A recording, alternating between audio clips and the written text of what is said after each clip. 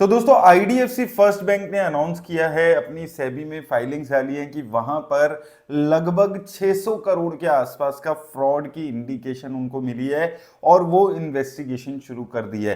तो काफी टाइम बाद एक बड़े बैंक में यहां पर फ्रॉड की इन्वेस्टिगेशन यहां पर शुरू हुई है और लगभग जो अमाउंट इन्वॉल्व है 600 करोड़ के आसपास है। एक बार देख लेते हैं क्या फाइलिंग्स है, क्या लिमिटेड डिटेल्स अभी अवेलेबल है, लेकिन मामला और बढ़ सकता है। ये हमेशा हमने देखा है जब भी फ्रॉड के केसेस हुए हैं, क्योंकि प्रिलिमिनरी इन्वेस्टिगेशन अभी शुरू हुई है, उससे एक्सटेंशन क्या होती है।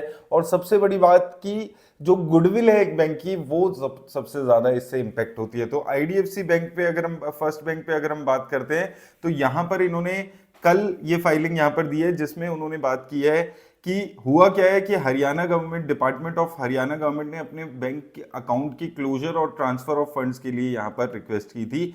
उसको उस प्रोसेस में उन्होंने कुछ डिस्क्रिपेंसी उनको यहां पर मिली।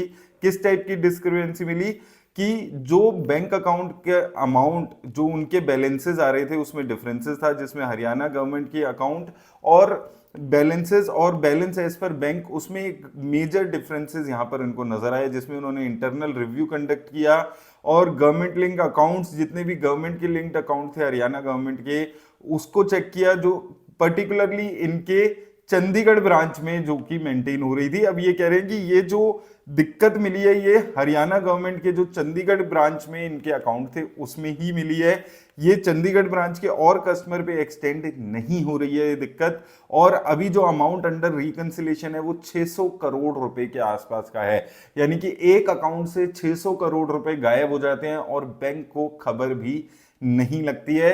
ये एक काफी मेजर लैप्स यहां पर इनके इंटरनल कंट्रोल्स के ऊपर दिखा रहा है। अभी 4 सस्पेक्टेड ऑफिशियल्स को सस्पेंड कर दिया है और अभी जो disciplinary, civil action, criminal action जो भी लेने हैं एम्प्लॉयज पे, वो सारी चीजें अभी चल रही है। कैसे हुआ है, क्या हुआ है, वो सब नहीं अभी इनको आइडिया है। बस अभी 600 करोड़ गायब मिले हैं इनको, उसकी खबर और उसकी वजह से यहां पर अब पुलिस को इन्वॉल्व कर लिया गया है, ऑडिटर को इन्फॉर्म कर दिया गया है, ऑडिट कमेटी को इन्फॉर्म कर दिया गया है और एंड में सेबी को भी इन्फॉर्म कर दिया गया है। 18 फरवरी से ये शुरू हुई थी चीजें, तो पिछला पूरा हफ्ता आईडीएफसी फर्स्ट बैंक का इसी में गया होगा। और जब वो कंफर्म हो गया है तो उन्होंने कल यानी 21 तारीख को अपनी ऑडिट कमेटी को भी और बोर्ड ऑफ डायरेक्टर को भी यहां पर बता दिया है।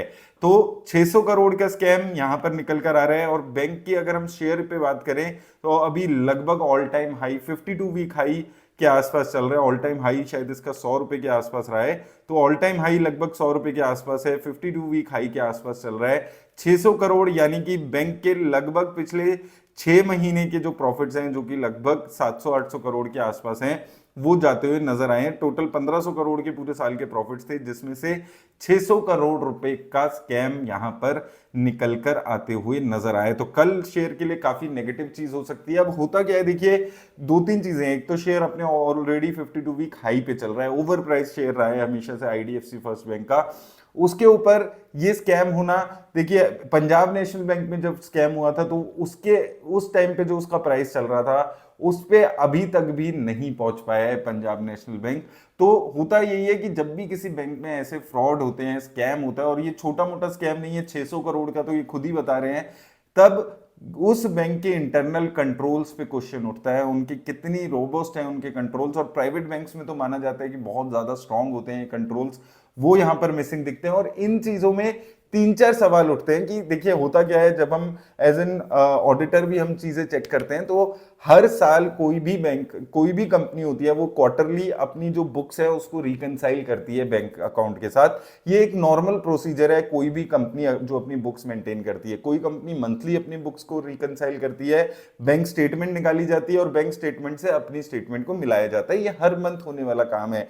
यहां पर सबसे बड़ी चीज है कि हरियाणा गवर्नमेंट की वो डिपार्टमेंट को क्या कभी रिकंसिलेशन, जो एक मंथली रिकंसिलेशन जो कि एक बहुत नॉर्मल चीज होती है, वो क्या उन्होंने कभी नहीं की? ये एक बहुत बड़ा सवाल है कि उनको पता ही नहीं है कि बैंक के हिसाब से उनके अकाउंट में कितना पैसा है।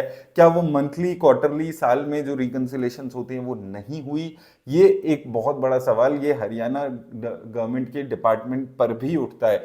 क्योंकि अगर आप अकाउंटिंग कर रहे हैं, आप फाइनेंसिंग कर रहे हैं, तो हर एक बुक क्लोजर का ये नियम होता है कि हम BRS, bank reconciliation statement check करेंगे।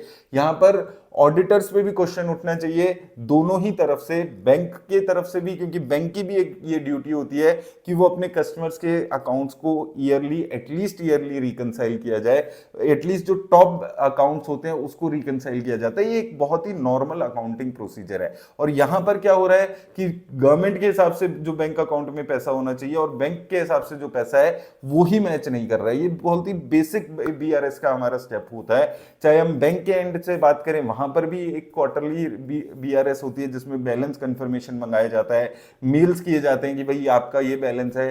या ना तो बैंक की तरफ से ये हो रहा है और ना ही सरकारी डिपार्टमेंट की तरफ से ये होते हुए नजर आ रहा है। और एडिशनली जो रिस्पॉन्सिबिलिटी है इंटरनल कंट्रोल्स की, अभी देखा जनरली ये देखा गया कि ये 3-4 बैंक एम्प्लॉयज मिलकर ये काम नहीं करते हैं, किसी बड़े बंदे का हाथ होता है। जैसे पीएनबी में भी हमने देखा था, पहले 3-4 एम्प्लॉयज को सस्पेंड किया था, उन एम्प्लॉयज को जेल भी हो गई, लेकिन जो असली मुजरिम थे वो यूके में जाकर बैठ गए थे।